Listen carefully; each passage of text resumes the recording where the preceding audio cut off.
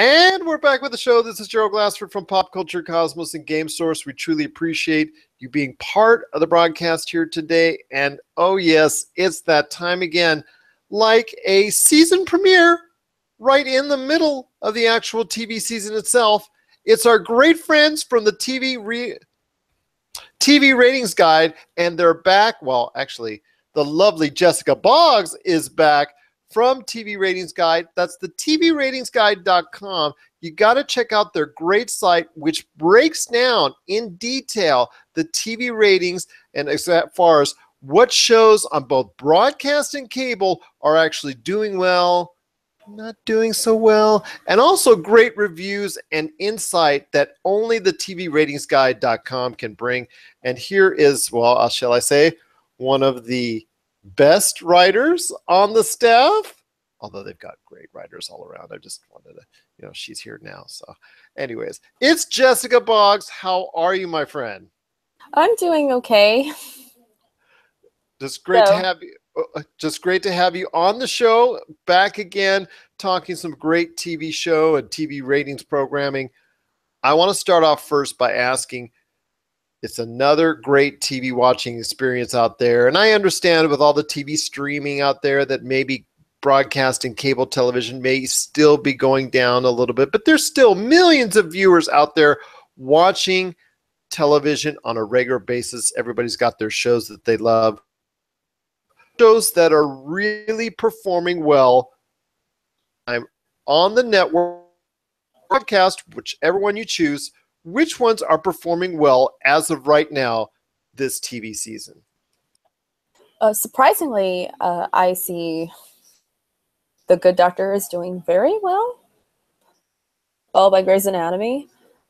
And then on CBS, as usual, Big Bang Theory. On the CW, it's a tie between The Flash as usual. But I was really surprised that Supernatural and Riverdale were both doing a little well. I was really surprised. I want to ask you this on The Good Doctor. That is really looking strong, and that is something that has picked up a lot of interest by the audience out there. I know it's one of my wife's favorites. She really likes it as well.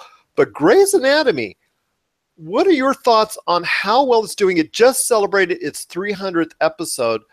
What can you attribute this, I guess, continued, or actually, I think from my perspective, I think they've actually gained some of the audience that they may have lost over the years. They may have they've regained a renewed vigor as far as interest in the show is concerned.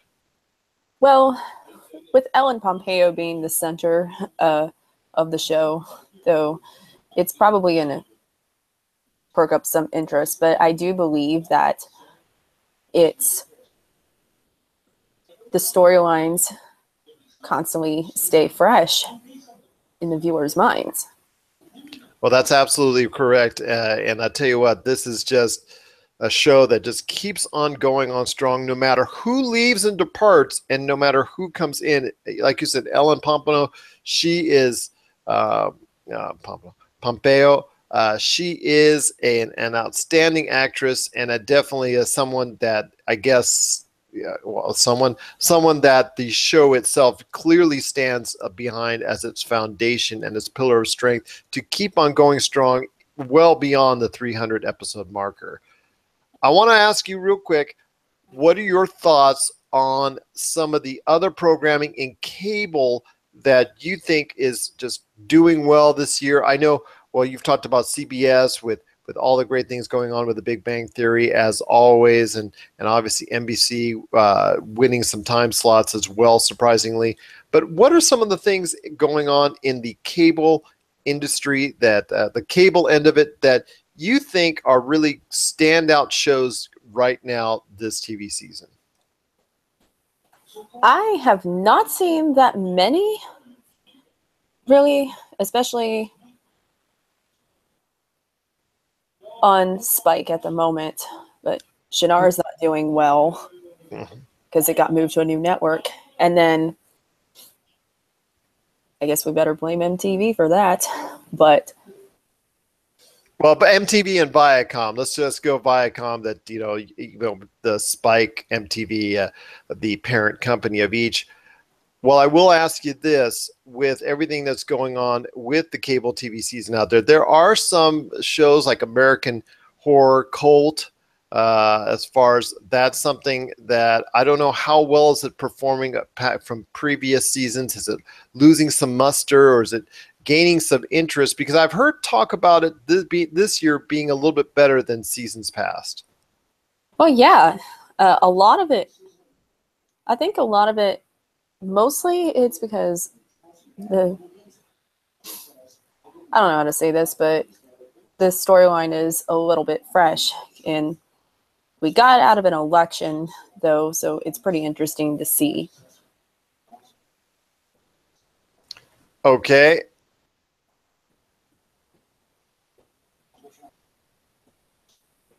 Oops.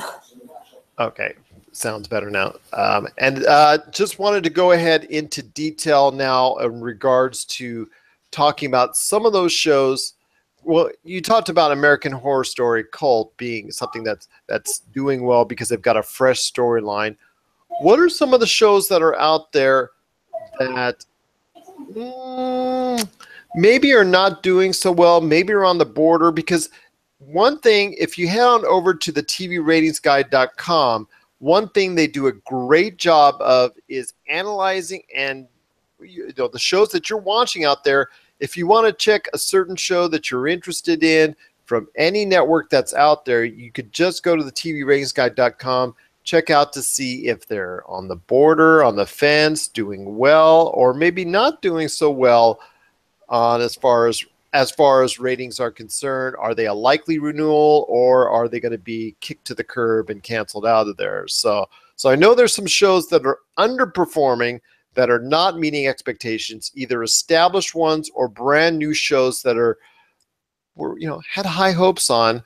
What are some of the shows that are disappointing the networks, both cable and broadcast, right now?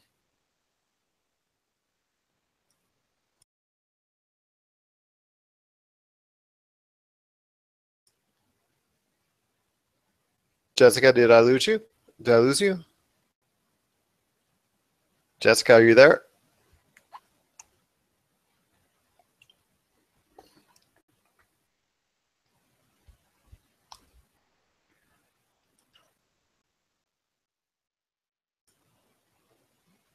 Please stand by. Once again, I have Jessica Boggs from the TVRatingsGuide.com. TVRatingsGuide.com, your place to go to for everything TV ratings. They've got great reviews, great articles, great in-depth detail on what's going on in the TV rating scene. Jessica, I want to ask you real quick.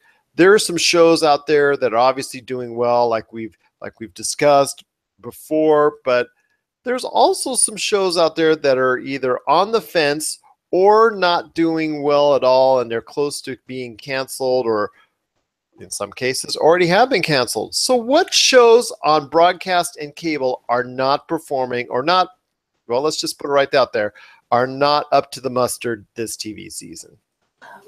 Well, going back to cable, I did say the Shannara Chronicles is not doing very well at the moment with the cable thing, and some of TNT shows are on the borderline with Good Behavior and stuff. It's not meeting expectations a little bit. That's 2 years in a row from what I remember, because the last year previously they had a tremendous amount of hype and a great ad campaign, but it didn't translate into overall great ratings. And it seems like this year is following the same kind of pattern, correct? Yeah, and a lot of the summer Claws did a lot better than what Good Behavior is doing currently right now. And so it's pretty interesting to see. And go ahead, I'm sorry. You also have some shows on MTV that are doing okay, and TRL is not doing well at the moment. That doesn't surprise me, because it's one of those situations where it's a show that is from the past, and probably should have stayed there, in my opinion. Yeah, it kind of should have stayed there, though. But on broadcast, neither Dynasty or Valor is meeting expectations, but the only thing I could say with Dynasty is it has its Netflix deal internationally, and it's a show that's fully produced by CBS.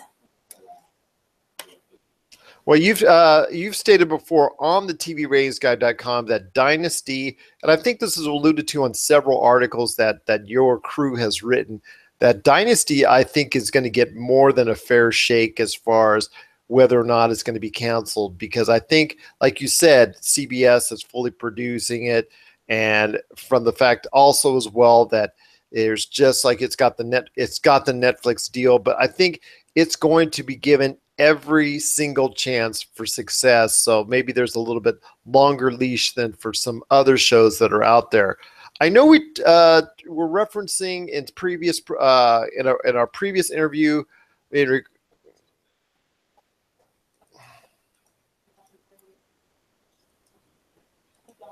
Sorry about that. I know we had preferenced in previous interviews in regards to The Mayor and some other shows that were kind of on the fence. The Mayor did they get new scripts, new episodes? I know there was some confusion as far as if that show was going to succeed. Yeah, but it got 3 scripts, though.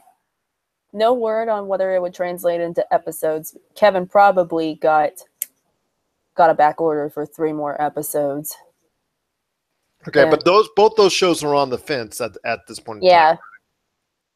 Kevin, I would understand because it's at the Tuesday 10 p.m. death slot, and The Mayor's not doing well. And The Mayor, they gave a lot of behind The Good Doctor. I think The Mayor, to me, was the show from ABC that they promoted the most after The Good Doctor. So as far as new shows that were entering this fall, so it's kind of disappointing to see that the show is not performing up to standards, but at least there is some hope for people to go out there, and if they really like the show, to spread the good word on it, because there is still time to save the show and make sure it lasts another season. One last thing I want to ask you about is some of the surprises, in your opinion, on shows out there that are really, well, for one reason or another, that's for one reason or another, are really just surprising both everyone at the TVRG and general audiences out there. I can name 2, and I know we've talked about one of them before, but I'm going to say that for next. The first show I want to talk about is a long standard show that actually had some controversy going into the season, and that's Hawaii Five-0. You guys just reported that Hawaii Five-0 is actually doing so well. It's winning its night. In fact, it's not only winning its time slot, it's winning the entire evening. And this comes after the defection of 2 of the premier actors on the show because of contract disputes and wanting fair salaries for all 4 of the main stars. 2 of them left over that issue of, citing tensions, and also citing the fact that they thought they were being slighted due to racial discrimination and things of that nature. So I ask you, Jessica, how is that show getting it done? And are there any other surprises out there that you really want to talk about and share with your audience? Share with the audience. I think mostly because it's steady at a non-fractional number for the most part. But on the other hand, the rest of the shows on Friday night, they're not doing well. They are at, most of them at 0.4, 0.5 a lot of the times. And the entire CBS lineup is doing the best of the worst, which is 0.9 and 1.0, sometimes 1.1. Well, I see a lot of Friday shows that are just really not, like you said, not the best to the worst when it comes to Marvels and Humans. That seems like it's already on its death knell. There's several other shows out there that are just not really of quality standards. And I think it looks like they were put on Friday for a reason. There are some other decent shows, Blue Bloods and all that, but for the most part, Friday seems to be like this wasteland of bad viewing and bad choices for television shows and things that are discarded. So definitely good to see, though, that Hawaii Five-0 is winning its slot and still garnering 8 to 9 million viewers each and every episode. The other surprise that I have in mind is something I'm going to dwell on again, and it's my guilty pleasure. I don't know why I'm still watching it, but I still am. And that's the Orville on Fox. It's still doing about 3.5, 4 million viewers each and every episode. It's still either winning or very close to winning its time slot each and every week. So I ask you, Jessica, what's going on with the Orville and how is it doing so well? Well, I'm guessing part of it has to be something to do with how it's being promoted and whatnot, and how Fox is in a rebuilding year. But on the other hand, this is a thing where audiences do not agree with critics for the time being. It's another according to Jim kind of situation. And with the Orville, it got renewed for season 2, despite the fact that it was limited to 13 episodes because of all the sci-fi, the special effects, and how it takes a lot longer. So it's only at 13 episodes. It's not been extended to 22. Is that correct? Correct. But Fox go ahead. I'm sorry. And Fox went ahead and renewed it. Definitely a great sign for Orville fans indeed. And before we head on out, are there any more surprises or any more shows that you recommend this November that you recommend as far as shows that people shouldn't miss? Well, besides The Good Doctor, This Is Us is also having a good season, though, despite being down in the ratings. But there's also Riverdale, premiered with a very high number, and you don't want to miss that. In addition, we have some of the shows on cable, and you got Nashville coming back in January. I'm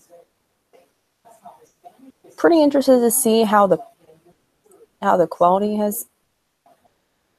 is holding up, because there's a lot of controversy. There still is a lot of controversy over quality-wise.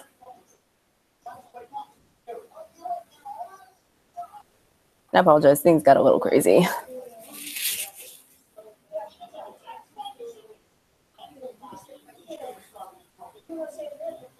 All right. Well, that's and any last thoughts on the TV ratings out there? Any last thoughts with any pertinent TV information to the fans out there, exactly what they need to do as far as to get the best insight and also the best analysis of television out there? Where do they need to go to?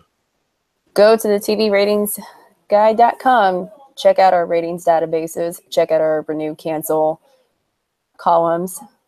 Check out any other thing that are going on. Currently, we are dealing with controversy with actors on television shows, such as Wisdom of the Crowd, with Jeremy Piven getting accused of sexual harassment or sexual assault and whatnot. And it was, plus a lot of the actors on streaming, you also have Louis C.K. and all the others. And that's been a big topic all weekend currently. That's right. Your staff is really breaking down exactly how the situation that's going on in the news with all the sexual misconduct, as far as from all these Hollywood stars that are being accused, how is it affecting the ratings of all the shows that they're attached to, and also the future for those shows as well. So that's definitely a great article that's always updated. You want to check that out right on the TVRatingsGuide.com. You also want to check out all the other great things they have to offer as far as reviews, ratings analysis, and day by day updates on exactly what's going on in the TV world. And if you want, and if you're really in a hurry or you really like social media, they've got a great place to go to on Twitter and Facebook. It's the TV Ratings Guide. You check out there, or if you follow them there, on Facebook and Twitter on the TV Ratings Guide, each and every day, articles galore on the TV scene are actually just go right there. You just click on and it sends you right back into the TVRatingsGuide.com. What a great site, and I cannot recommend it enough. Tell you what, Jessica, she writes a ton of great articles there, and I tell you what, you've got to check out her stuff there, and everybody else is there too because it's also awesome as well. But if you want the best information out there on the TV ratings scene out there, then there's no better place to go than the TVRatingsGuide.com. Jessica, as always, it's been a great pleasure having you on the show. And I want you, Hunter, or anyone else on the TV Ratings Guide to come back at the end of the year because I want to recap the entire year of 2017 for the world of television. Yay! I can't wait to be back soon. That's awesome indeed. Yes, you will.